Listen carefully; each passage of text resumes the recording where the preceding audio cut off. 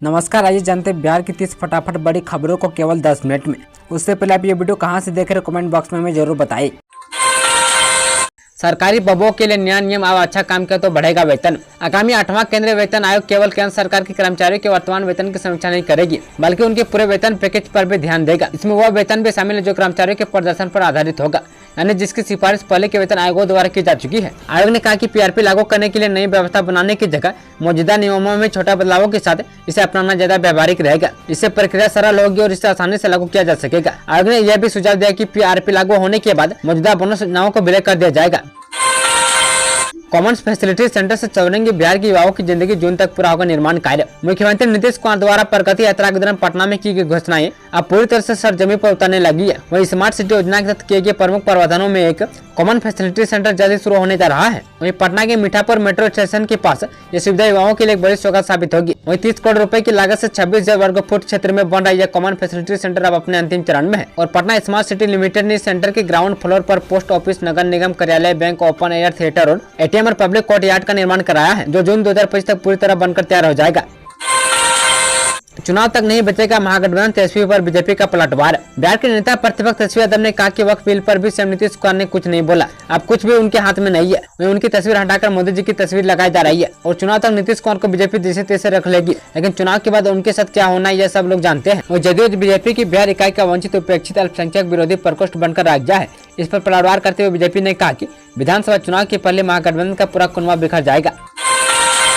हमारी सरकार आई तो बिहार में नहीं लागू होगा वक्फ बिल, कूड़े में फेंक देंगे, बोले तेजस्वी यादव। वक्फ संशोधन बिल पर जारी सियासत के बीच नेता प्रतिपक्ष तेजस्वी यादव ने बड़ा बयान दिया है। पटना स्थित राजद कार्यालय में प्रेस कॉन्फ्रेंस के दौरान तेजस्वी यादव ने कहा कि अगर हमारी सरकार आई तो बिहार में वक्फ बिल लागू नहीं होने देंगे और इसे कूड़ेदान में फेंक देंगे। वहीं वक्फ संशोधन को संवैधानिक बताते हुए तेजस्वी ने कहा कि भाजपा के लोग ध्रुवीकरण की राजनीति करके देश को बांटना चाहते हैं और बेरोजगारी, पलायन, गरीबी, शिक्षा जैसे असल मुद्दों से ध्यान भटकाकर अपनी राजनीति रोटियां सेकना चाहते हैं।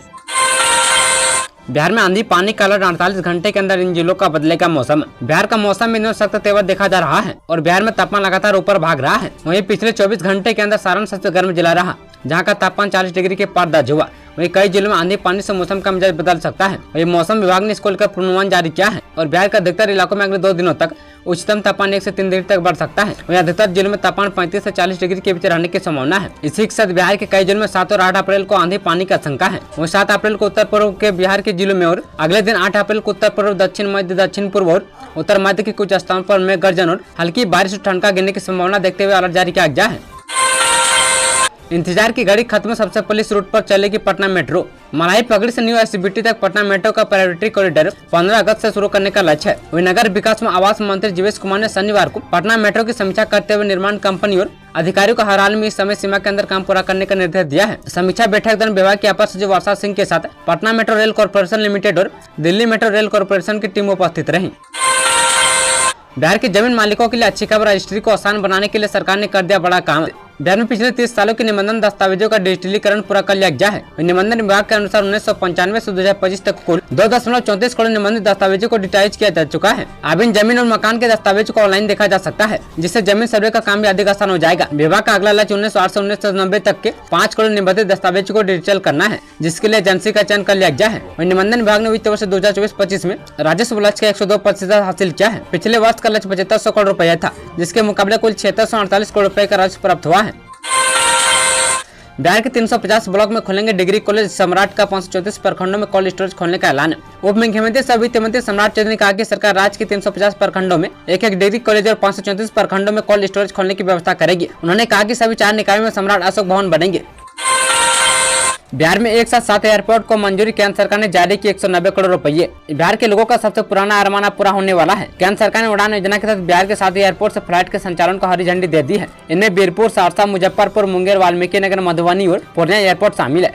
केंद्र सरकार ने शहरों के हवाई अड्डे के विकास के लिए 190 करोड़ रुपए की राशि जारी की है। एयरपोर्ट का विकास भारतीय विमानपत्तन प्राधिकरण के लेवल से किया जाएगा। इसके लिए प्रदेश की नीतीश सरकार प्राधिकरण के साथ समझौता करेगी।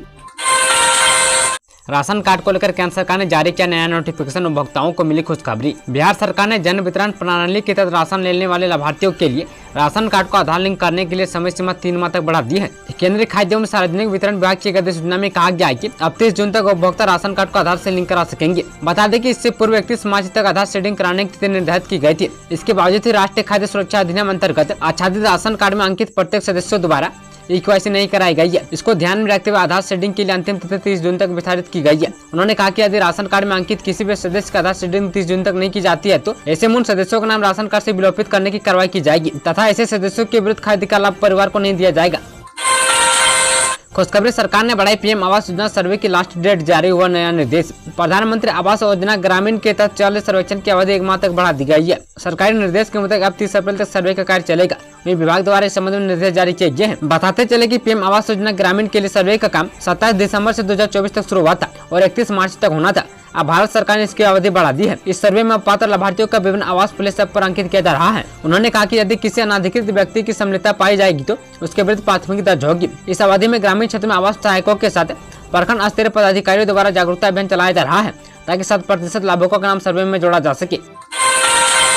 पटना में महिला यात्रियों के लिए मई से दौड़ेंगी पिंक बसें, हर सीट के नीचे होगा पैनिक बटन। पटना की सड़कों पर अब महिला यात्रियों के सुरक्षित और रास्ता सफर हकीकत बनने जा रहा है। वहीं मई के दूसरे सप्ताह से राजधानी में विशेष रूप से महिलाओं के लिए पिंक बस सेवा की शुरुआत होने जा रही है। इस सेवा के तहत लगभग 10 पिंक बसें रोजाना 11 घंटे तक पटना की सड़कों पर दौड़ेंगी, जिससे करीब 27 लाख महिला आबादी को फायदा मिलेगा। इन बसों की सबसे खास बात यह है कि इनमें केवल महिलाएं ही सफर कर सकेंगी। पुरुष यात्रियों की एंट्री पूरी तरह से प्रतिबंध रहेगी। यदि कोई कंडक्टर पुरुष को बस में चढ़ाता है तो उस पर सख्त कार्रवाई की जाएगी। यह कदम महिलाओं को सुरक्षित और सहज यात्रा देने की दिशा में बड़ा प्रयास माना जा रहा है। वहीं पिंक बस में महिलाओं को सामान्य बसों के मुकाबले करीब 40% कम किराए में यात्रा की सुविधा मिलेगी। पटना के लिए शुभ होगा 15 अगस्त का दिन, ऐसा क्यों बोले डिप्टी सीएम सम्राट चौधरी। पटना के लिए 15 अगस्त शुभ दिन होगा। 15 अगस्त तक पटना में मेट्रो का परिचालन शुरू हो जाएगा। राजीव नगर नाला, बाबा चौक, आनंदपुरी नाला सहित कई नाले को पाट कर बनाया जा रहा है। उक्त बातें 27.62 करोड़ की लागत से पटना नगर निगम भवन का शिलान्यास करते हुए उप मुख्यमंत्री सह वित्त मंत्री सम्राट चौधरी ने कही। सम्राट चौधरी ने आगे कहा कि पटना शहर की सूरत तेजी से बदल रही है। अभी पुराने पटना को संवारने का कार्य चल रहा है और जल्दी नया पटना बसाया जाएगा। वही नया ग्रेटर पटना बनाने की जरूरत है और अटल पथ, गंगा, JP के साथ कई सड़कों का जाल पटना में बिछ रहा है और शीघ्र ही पटना आने जाने का रास्ता सुगम हो जाएगा। उप मुख्यमंत्री ने घोषणा की कि पटना नगर निगम सभी 6 अंचलों में अशोक कन्वेंशन सेंटर का निर्माण होगा। सभी राशि राज्य सरकार उपलब्ध कराएगी। बिहार के युवाओं की खटाखट लगेगी नौकरी, नए क्षेत्र से शुरू होंगे ओरिएंटेड कोर्स। राज्य सरकार उच्च शिक्षा में स्नातक पर रोजगार परक पाठ्यक्रमों को लागू करने जा रही है। वहीं प्रदेश के सभी विश्वविद्यालय और नेक्स्ट मान्यता प्राप्त महाविद्यालय में tourism, tour and travels guide, IT management, water management, event management और ई-कॉमर्स, डिजिटल मार्केटिंग और अन्य रोजगार परक कार्यक्रम में पढ़ाई शुरू होगी। उच्च शिक्षा निदेशालय के निर्देश के अनुसार वर्तमान में रोजगार पाकर शिक्षा अति आवश्यक है। स्वास्थ्य विभाग की इन 5 पदों पर होगी भर्ती, 19 अप्रैल तक कर सकेंगे आवेदन। स्वास्थ्य विभाग में सरकारी नौकरी की तलाश करने वालों के लिए एक बेहतरीन मौका आया है। वहीं विशालपुर जिले के स्वास्थ्य विभाग के अंतर्गत समंग स्तरीय मनोराग सामाजिक कार्यकर्ता तृतीय श्रेणी की कुल 5 पदों पर भर्ती की जाएगी। वहीं संयुक्त संचालक स्वास्थ्य सेवाएं द्वारा इसके लिए 4 अप्रैल से 19 अप्रैल तक आवेदन आमंत्रित किए गए हैं। इसके लिए आवेदन ऑफलाइन मोड में स्वीकार किए जाएंगे। आवेदन व अनुभव प्रमाण पत्र का प्रारूप संयुक्त संचालक कार्यालय में इस अवधि में प्राप्त किए जा सकते हैं। इच्छुक आवेदक संयुक्त संचालक स्वास्थ्य कार्यालय, नूतन चौक, सरकंडा में निर्धारित तिथि तक अपना आवेदन जमा कर सकते हैं।